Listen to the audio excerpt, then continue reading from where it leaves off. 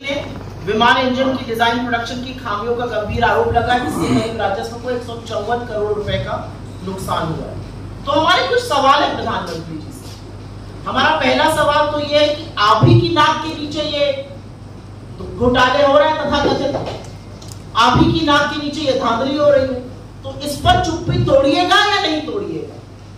क्या प्रधानमंत्री अपनी सीधी निगरानी में हो रहे भारतमाला घोटाले, जिसके सीसीए के अध्यक्ष आप हैं, उस पर चुप्पी तोड़िएगा, उस पर कार्रवाई करिएगा?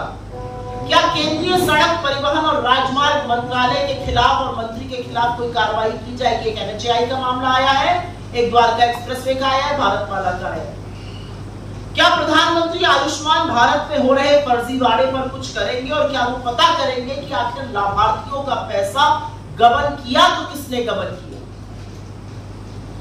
क्या वो पता करने की कोशिश करेंगे कि वृद्ध का, विधवा का, विकलांग का ग्रामीण विकास मंत्रालय का पैसा दूसरी योजनाओं पर खर्च क्यों किया जा रहा है? क्या प्रधानमंत्री ये जानने का जरा सा भी प्रयास करेंगे कि अयोध्या में जमीन की धांधली के बाद जो अयोध्या डेवलपमेंट प्रोजेक्ट में घोटाले हो रहे हैं और अनुचित लाभ ठेकेदारों को पहुंचाया जा रहा है, वो कौन पहुंचा रहा है? और अंत में मैं सिर्फ ये कहूंगी कि किसी जमाने में CAG का नाम सुनकर अधिकांश मीडिया को करंट लग जाता था। यह अलग बात है कि जो तथाकथित रिपोर्टें थी वो झूठी साबित हुई, और माइक पेपर दिखा कर सुबह शाम दिन रात प्राइम टाइम चिल्ला चिल्ला के शो होते थे। उस मीडिया ने चुप्पी धारण कर ली है, प्रधानमंत्री भी मौन है, लेकिन मुनाफाखोरी, कमीशनखोरी और जनता के पैसे की जो लूट हो रही है, उससे पर्दा खुद CAG उठा रहा है, खुद इस देश का चीफ ऑडिटर उठा रहा है। और हमें पता है कि मोदी जी जवाब नहीं देंगे, लेकिन हमें पूरा विश्वास है कि मोदी जी जिस व्यक्ति ने पर्दाफाश किया उसको बर्खास्त करेंगे, रेड कराएंगे और ऐसी संस्था को जेल भेजने का काम करेंगे। I will very briefly sum it up in English. In the last few days, what one has seen are not one, not इन लोगों को क्या लग रहा है प्रजातंत्र चल रहा है कि आप रिपोर्ट निकालेंगे और सरकार को आईना दिखाएंगे और सरकार से सवाल पूछेंगे कि इतनी बड़ी बड़ी धांधली कैसे हो रही है? अरे ये सब प्रजातंत्र में किया जाता था।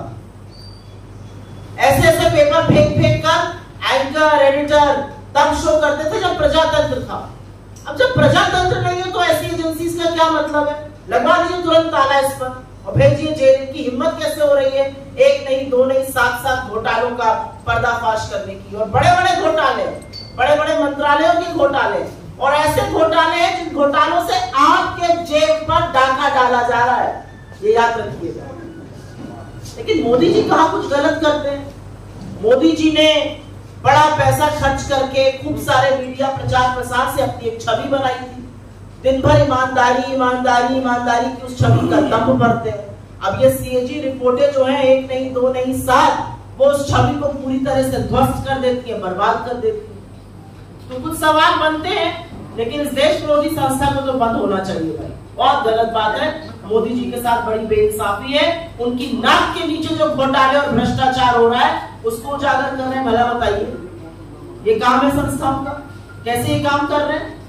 पक्का किसी इंटरनेशनल साजिश का साथ देते हैं। शुरू में करूंगी 7 घोटाले। एक पहला है भारतमाला प्रोजेक्ट से करीब 70-75 हजार किलोमीटर की सड़क बननी थी, और इसका पैसा CCA, cabinet committee on economic affairs, जो आर्थिक मामलों की कैबिनेट कमेटी होती है जिसकी अध्यक्षता स्वयं प्रधानमंत्री करते हैं, उन्होंने इसका फंड दिया था। और फंड ही नहीं दिया था, वो इसमें पैसा खर्चा कैसे होता है उसकी निगरानी भी करते हैं। इसमें जो भी टोटल, और इसके हम आपको प्रेस रिलीज में सारे फिगर्स दे रहे हैं, इसमें 15 करोड़ 37 लाख रुपए पर 1 किलोमीटर सड़क बननी थी। इन लोगों ने बढ़ाकर 32 करोड़ 17 लाख कर दिया, दुगने से भी ज्यादा। और ये PM की निगरानी में CCA की नाक के नीचे भारत सरकार के आंखों के सामने हो रहा था। सिर्फ पैसा ही नहीं दोगुना किया गया, इसमें और भी बड़ी धांधलियां सामने आई। इसमें पता चला है कि फर्जी दस्तावेजों के आधार पर बिडर्स का चयन हो गया, बिडिंग प्रक्रिया में बड़ा फर्जीवाड़ा सामने आया है। विस्तृत परियोजना रिपोर्ट पर काम भी नहीं हुआ। एस्क्रो अकाउंट से करीब 3,500 करोड़ रुपए का हेर फेर हुआ। और सबसे बड़ी बात यह है कि इसके किसी भी जब रोड बनता है तो एक सेफ्टी कंसल्टेंट रखा जाता है कि आपके और हमारे जैसे लोग जो इस देश के नागरिक हैं जब सड़क पर चले तो सुरक्षित रहे। सरकार ने यह भी जरूरी नहीं समझा। भारतमाला के कितने ही हिस्सों में एक भी सेफ्टी कंसल्टेंट नहीं है। तो अगर आप भारतमाला की किसी सड़क पर चल रहे हैं करीब 70,000 किलोमीटर की, तो अपनी जान की, अपने माल के, अपने खुद के रखवाले आप हैं। सरकार की जिम्मेदारी नहीं, क्योंकि उनके पास सेफ्टी कंसल्टेंट रखने का टाइम ही नहीं। तो भारतमाला में दुगनी करी लागत और हर तरह के फर्जीवाड़ा करके भगवान जाने किसको किसको ये टेंडर दिए गए, जिन्होंने सेफ्टी कंसल्टेंट्स अपने रखे, एस्क्रो अकाउंट से हेराफेरी हुई। फिर यही द्वारका एक्सप्रेसवे, द्वारका एक्सप्रेसवे में स्वीकृत लागत जो थी वो करीब 18 करोड़ प्रति किलोमीटर थी।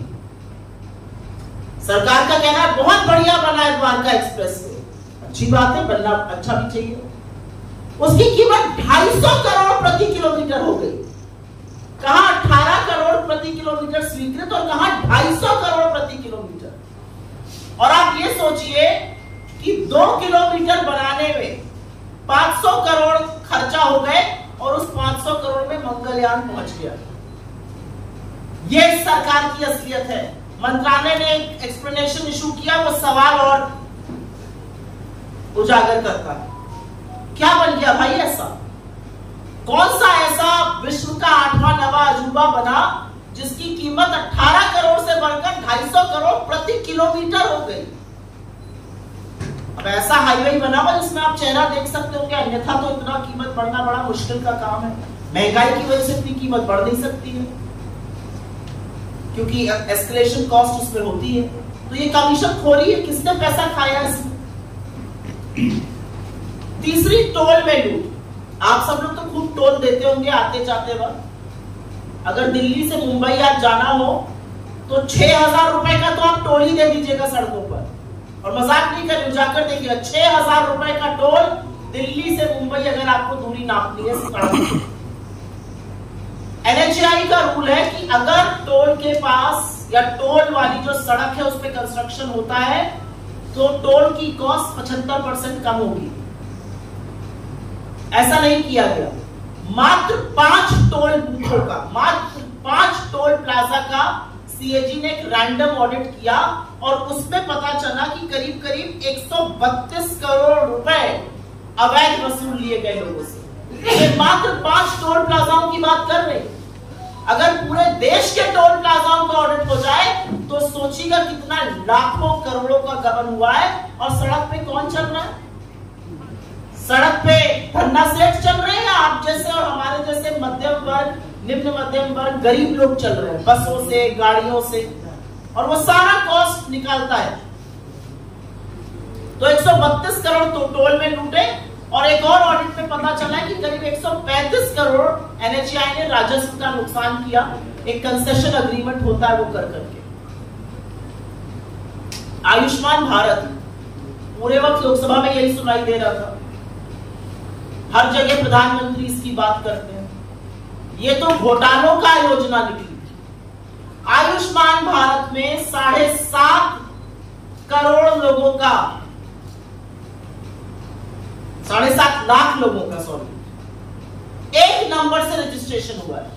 आप किसी भी आधार सेंटर जाइए, किसी भी आयुष्मान सेंटर जाइए, और सबसे पहले आपसे आपका फोन नंबर पूछते हैं। एक नंबर से 7.5 लाख लोगों का रजिस्ट्रेशन।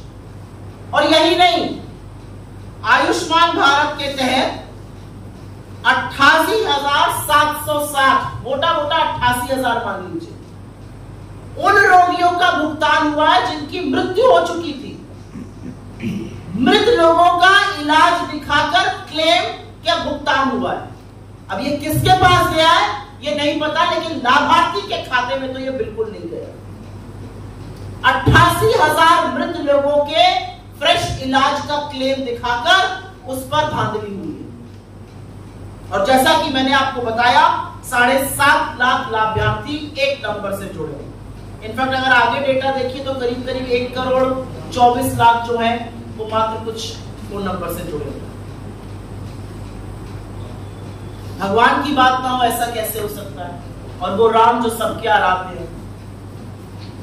अयोध्या में एक भव्य राम मंदिर बन रहा है।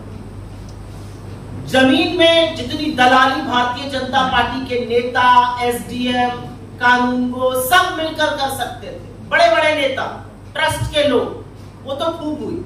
वो आप लोगों ने देखा और सरकार की बेशर्मी कह लीजिए या तितरई कह लीजिए, एक शब्द उस पर बोला नहीं गया। अब पता चल रहा है कि अयोध्या डेवलपमेंट प्रोजेक्ट में भी खूब धांधली हो रही है। और धांधली ऐसी वैसी नहीं हो रही है। पैसा जो जनता का है वो जा रहा है ठेकेदारों के गले में, अनुचित लाभ पहुंचाया जा रहा है। ऐसे ऐसे ठेकेदारों को जीएसटी का भुगतान हो रहा है जिनका रजिस्ट्रेशन कैंसिल हो चुका है। सिंचाई विभाग ने तो ऐसे लोगों को ठेका दे दिया जो अयोग्य थे। जो कार्यान्वयन एजेंसी है उत्तर प्रदेश राजकीय निर्माण निगम, उन्होंने परफॉर्मेंस गारंटी का एक पैसा होता है जो ठेकेदारों से जमा कराना होता है, वो तक जमा नहीं कराया। तो ये तो भगवान के नाम पर लूट मची। पहले जमीन की धांधली में सस्ते में जमीन लेकर महंगे महंगे दामों में ट्रस्ट को बेचकर खूब पैसा कमाया ये तथाकथित राम भक्तों ने। हमारे आराध्य को, हमारे ईश्वर को भी नहीं छोड़ा। और अब उसी अयोध्या डेवलपमेंट प्रोजेक्ट में बड़ा घोटाला सामने आ रहा है कि करीब करीब 20 करोड़ रुपए तो ऐसे ठेकेदारों के गले में गए जो अयोग्य थे। रजिस्ट्रेशन कैंसिल, जीएसटी का भुगतान आ रहा है। ग्रामीण विकास मंत्रालय, रूरल डेवलपमेंट मिनिस्ट्री, ये छठा घोटाला सामने आया है। क्या कहता है ये घोटाला? इसमें पेंशन का एक प्रयोजन होता है। वो पेंशन किसको जाती है? वो पेंशन जाती है वृद्धा पेंशन, विधवा पेंशन और विकलांग पेंशन।